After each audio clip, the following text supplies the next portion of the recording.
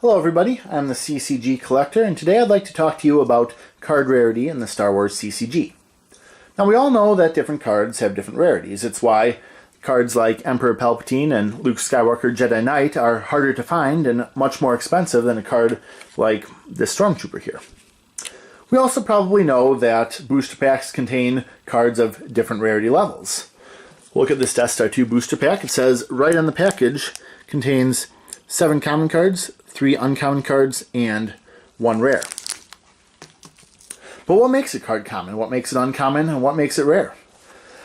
The answer is complicated in the Star Wars CCG, and it's made worse by the fact that different sets had different rarities associated with them.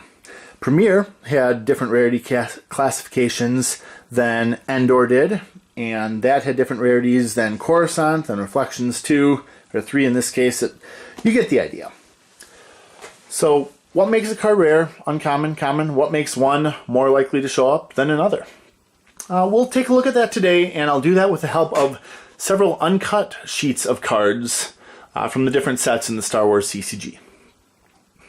But first, let's break down basic rarity levels. I showed you on the booster pack of Death Star 2 that it had 7 commons, 3 uncommons, and 1 rare. Well, right away, that's because you have a lot more of one than the other. You open a half dozen booster packs, you'll get 42 common cards, you'll get 18 uncommon cards, and you'll get 6 rare cards. So right away, you're just going to have a lot more commons from your booster packs than you are uncommons or rares.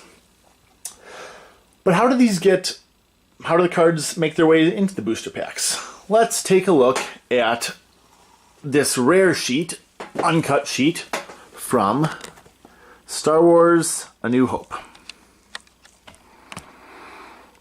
Now, when you're filling out a booster pack, you have different uncut sheets. Like I said, this one is the rare sheet. Every single card on it is rare. So if you have, in Premier, you have what, 1 rare, 4 uncommons, and 10 commons. 1 card is going to come from this sheet right here, or the dark side sheet, but either way, the rares are going to come from their own sheet. The uncommon cards, the 4 uncommon cards in Premier, or A New Hope, are going to come from a completely different sheet. And that sheet will have all uncommon cards. And then the commons will come from yet another sheet, and those will have all common cards.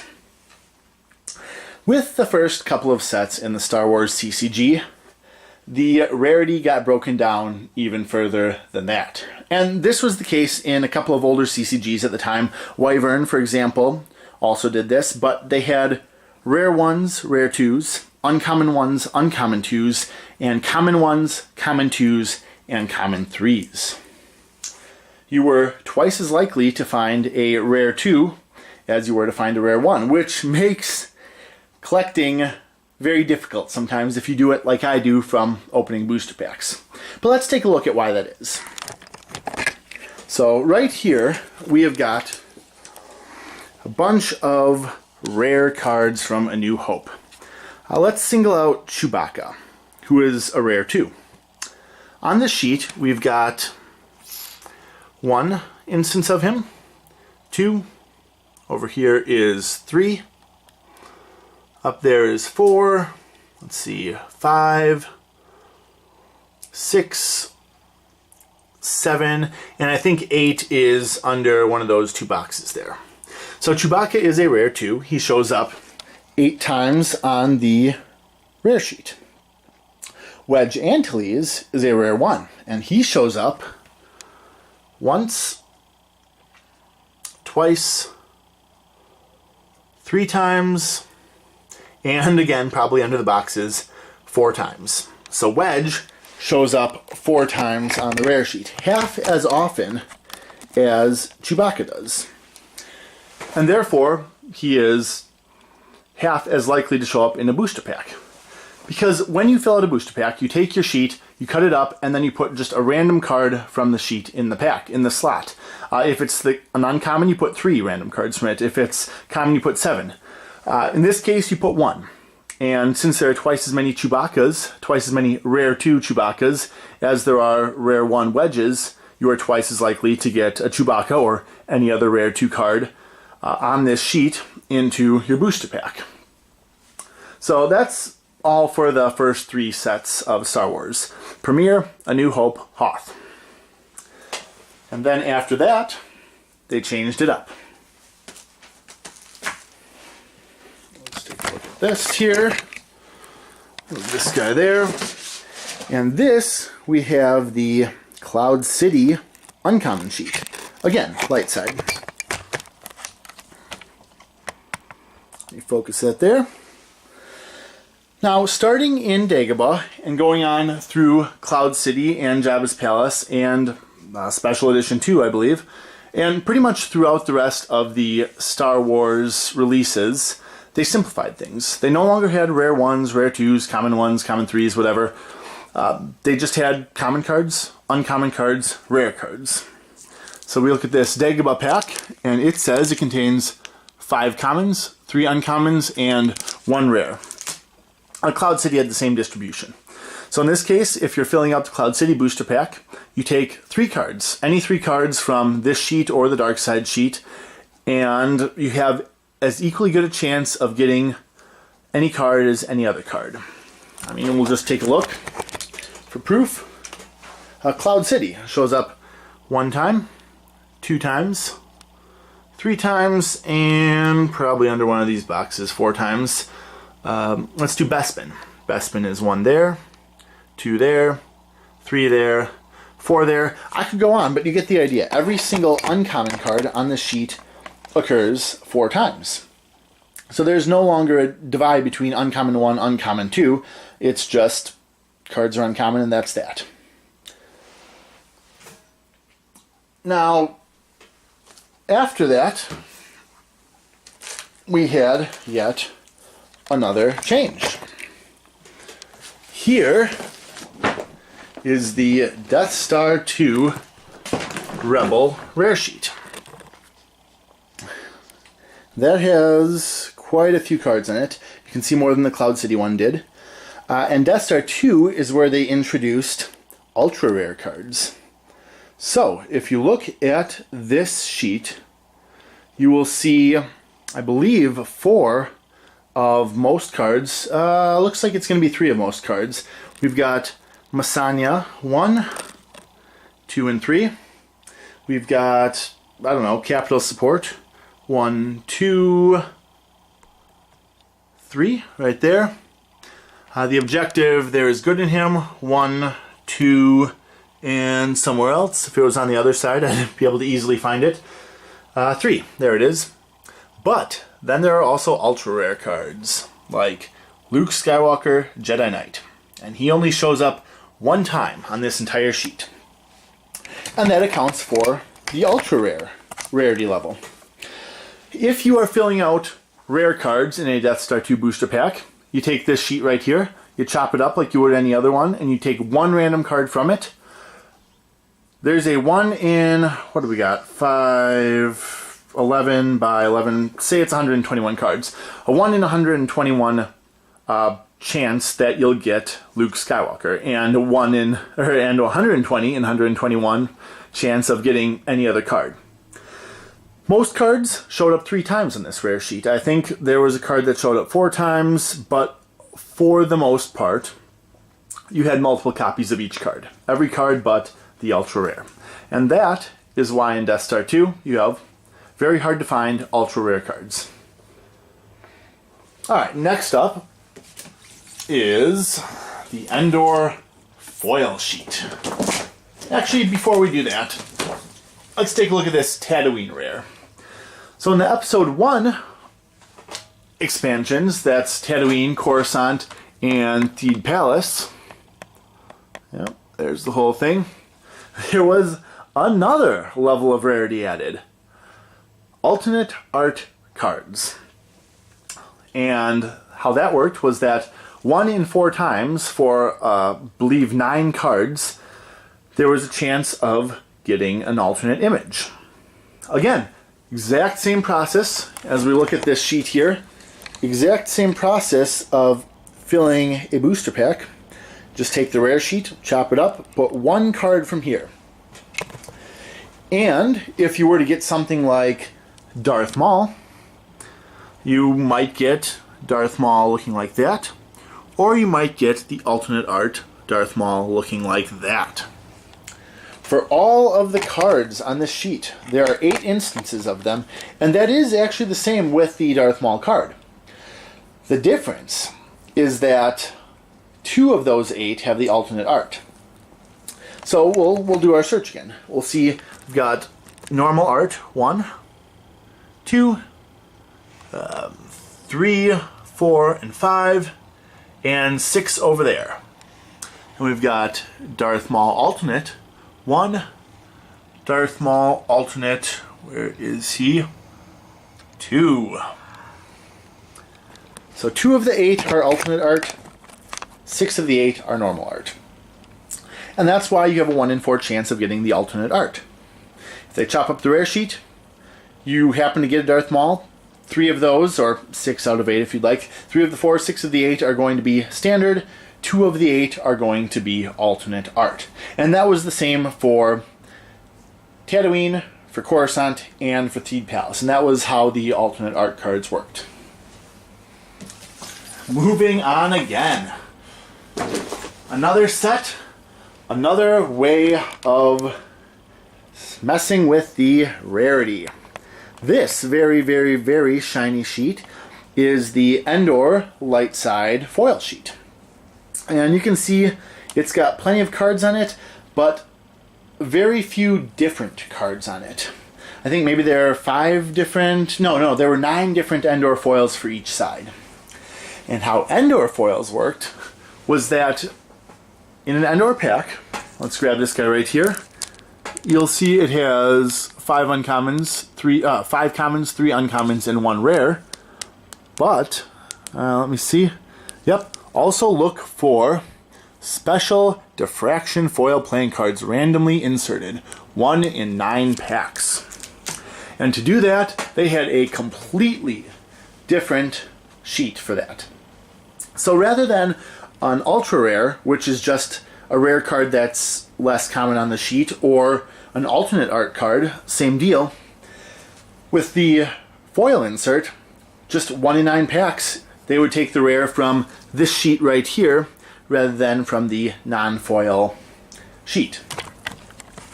And as you look at this, you have 3 different rarity levels. You have very rare foils, super rare foils, and I believe ultra rare foils.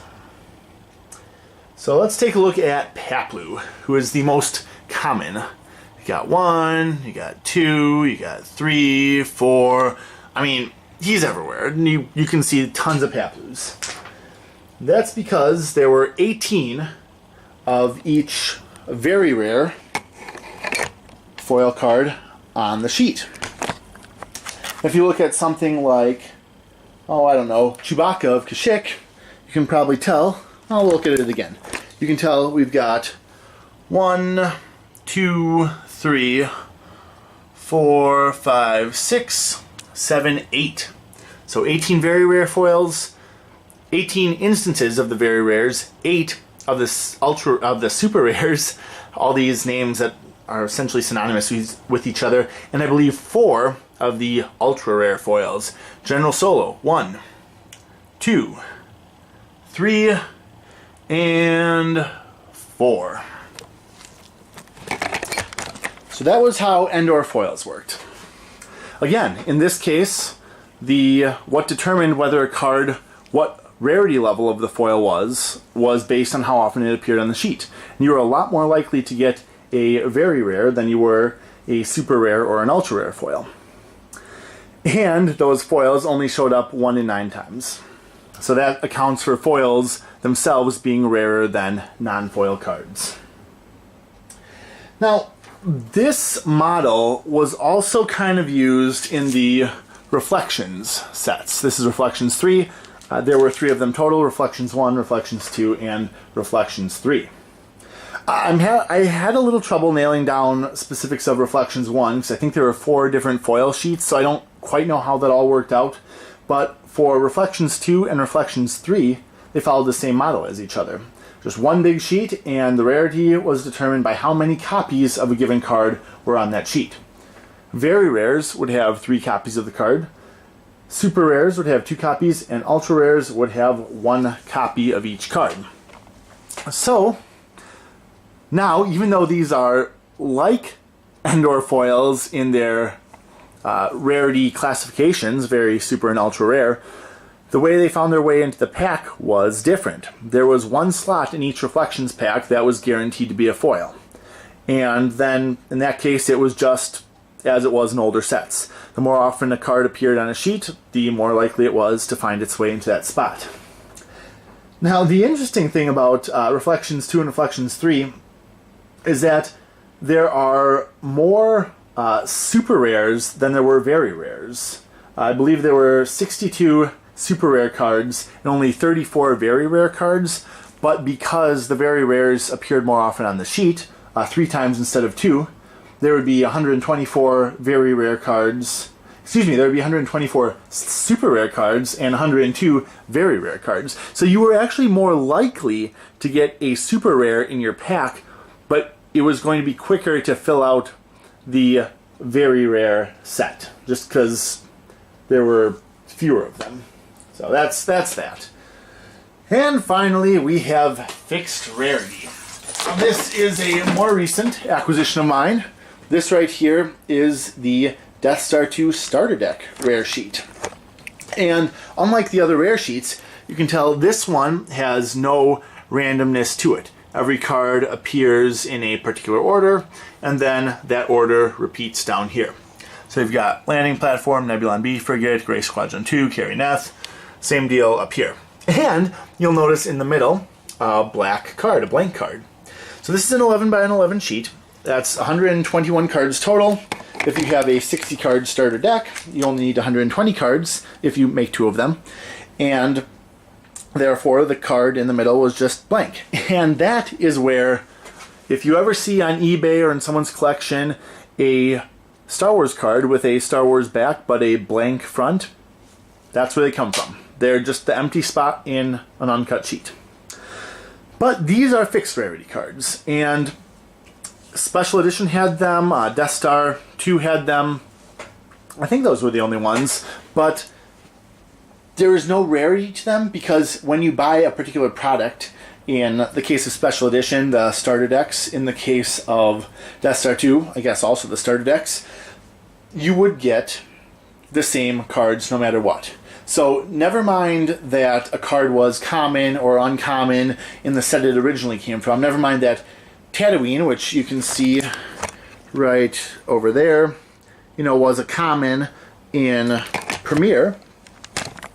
All that matters for the sake of this is you buy the pack, you get the card, it's a fixed rarity. There is no element of randomness. And that also accounts for the additional rarity level that Decipher tried to throw in with Death Star 2, exclusive rares.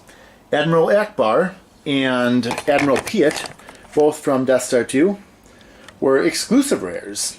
You could only find them in the starter decks. You could not find them in booster packs. They say that makes them exclusively rare. I say that makes them fixed. At the end of the day, you know where to find them, you can get them. And I think that was the last of the classifications. So, to recap, first 3 sets: Premiere, A New Hope, Hoth. You had 3 main rarity levels, and each of those had sub-rarities. Common 1s, Common 2s, Common 3s, Uncommon 1s, Uncommon 2s, Rare 1s, Rare 2s. Dagobah simplified that. Cloud City, Jabba's Palace. Sets beyond that just had Common, Uncommon, Rare. You take a random card from the sheet, you get the card. Then there were foils for Endor, which 1 in 9 times were replacing the rare card and came from their own sheet. There were alternate art cards, which 1 in 4 times just the alternate art happened to come up, but it all came from the same sheet. There were ultra rare cards in Death Star 2, Palpatine and Luke Skywalker, Jedi Knight, just cards that only showed up once on the sheet, so it was very difficult to find those. And that was the same rarity for the Reflections 2 foils and for anything else. And then you have fixed and exclusively rare cards. You open a pack, you get the card. So that is that. I am the CCG Collector. I hope that was informative for you. And yeah, thank you for watching, and I'll see you next time.